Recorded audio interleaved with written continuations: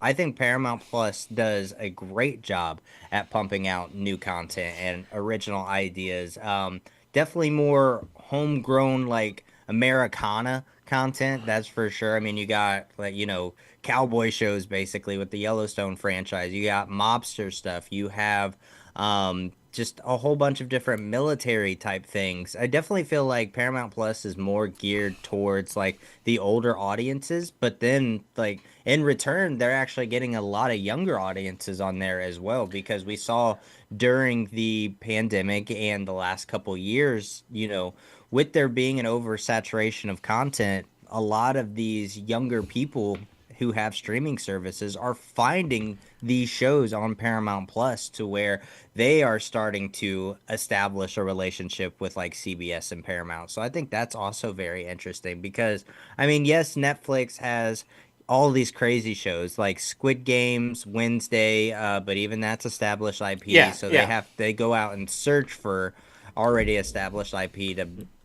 buy from other different studios and bring over to Netflix. But I think Paramount Plus is winning the race when it comes to original content. That's my opinion. Well, yes, I agree in part to that, but my okay, so like Disney, they do have some established content. They have the Star Trek universe and franchise. They have Criminal Minds. They have SpongeBob, Nickelodeon, MTV. They have established content that they do have that they do show.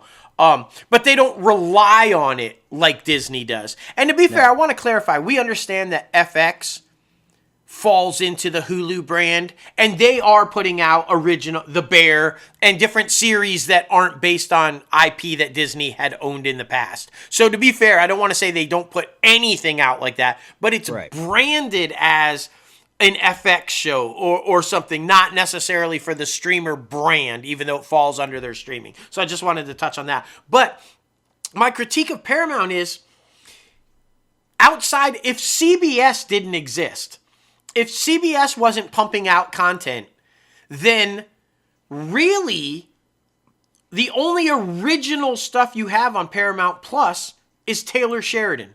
While Yeah. it is diverse, like you said, it is westerns, it is gangsters, it is, down in the dirt, like Linus and Landman and stuff. It's all coming from one source. Yeah, And it's very blue collar.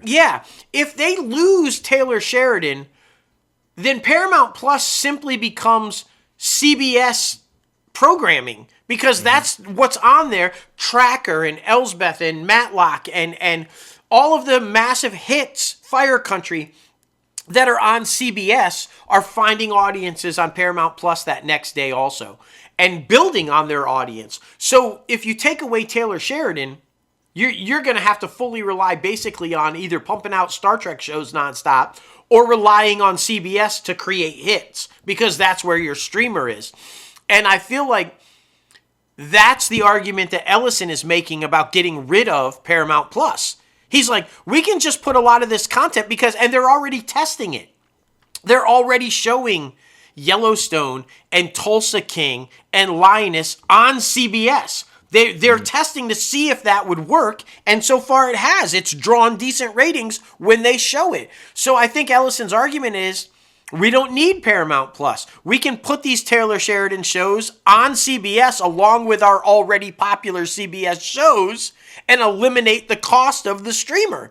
And so I do predict that's going to happen, but it makes sense to me. So I agree with you. I do think it's the probably, if not the best, the second best original content that we're getting. My only concern is that the original content is all coming from one source. I would like to see them be as aggressive as they are with Taylor Sheridan with other creators. Say, hey, we love what Taylor did. Who else wants to come in and build a universe of shows on our streamer, right? That type of a thing. Just branch out a little bit and give me some more creators because I like what they're doing. I just feel like they're isolating themselves with a particular just we're banking everything on this guy or this franchise, and if it doesn't work, does that make sense?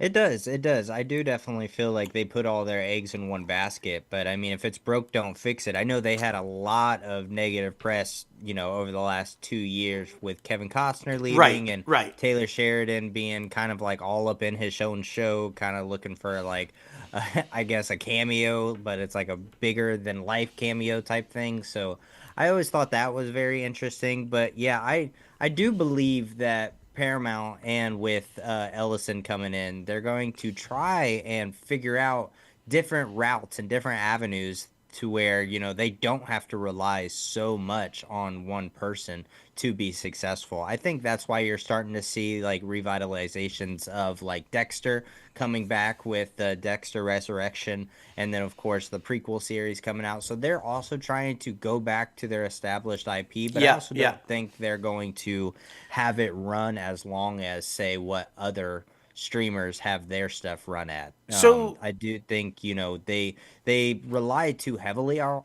already established IP, but everybody knows that we're big believers in having new ideas and putting something new out there. But it's it's very interesting, and it's a back and forth thing about what makes money, but what you want the industry to keep moving forward and not looking in the rearview mirror, but you also need to generate that revenue and get that audience established to where you can have that revenue.